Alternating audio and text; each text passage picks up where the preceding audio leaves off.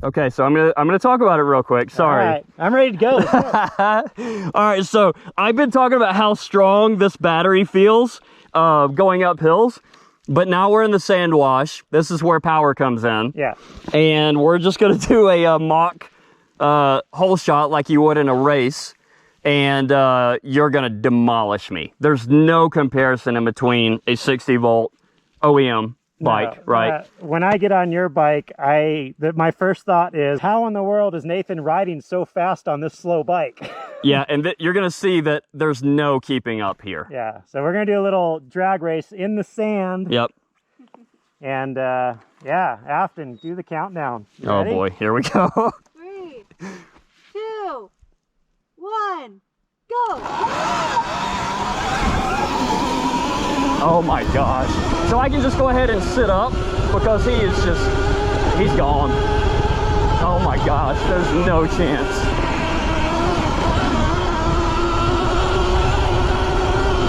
Wide freaking open. Yeah. See, he's gonna be out of view. All right, but now we get into the tight stuff. Let's see what I can do. Yeah. Yeah. Where'd you go? Yeah, exactly. You got to a point where I couldn't even see you on one of the straights. I was gone. You were gone. This bike is so fast. Yeah. So once again, that's 72 volts, 12 kilowatts. And I wasn't wide open the whole way. I had to let off through some of those turns. The question people have is, how rideable is it? So the one thing that we noticed on the hole shot is the EBMX tune doesn't just dump all the power right in the beginning. It actually allows you to take off. You actually got a slightly better jump. Because I can dump mine. Yeah, because yours immediately hit power. Yeah. Whereas the EBMX tune rolls it on slower. Yeah. You know, if you're trying to drag race, that might not be a great thing, but in everyday riding, that's a great thing because this has too much power. But after about 10 to 15 feet where it actually hit your power, you're gone. Yep. You could tell it was like night and day. And then when you're on the trail, what mode? Usually 3.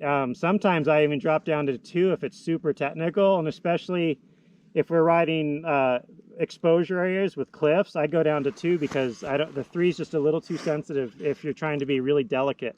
So that's a good note about the tune. Even though it's all the way up to 12 kilowatts, if you put it in a lower power mode, you can still ride it. It's very easy to control. I kept it in 2 almost all day yesterday when I rode your bike on the second group ride, and it was a fast group. I didn't feel the need to go up to 3.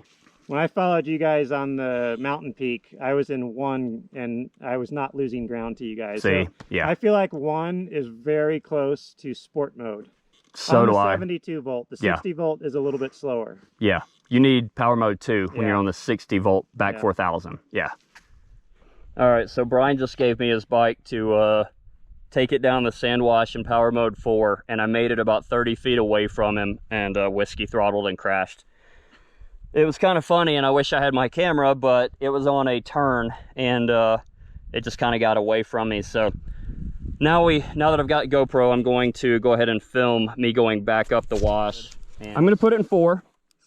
All right, power mode 4. And we kind of were jokingly doing a hole shot, and of course he smoked me. Okay, so this is me in 4 with his 72 volt tuned to 12 kilowatts. Here we go. Holy, oh shit, it's fast.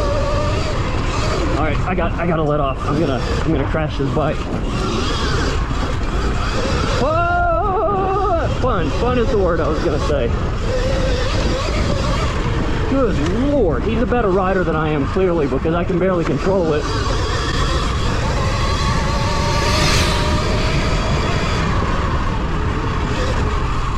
Well, if you guys couldn't tell that was an extremely long wheelie as I rode by Brian on camera.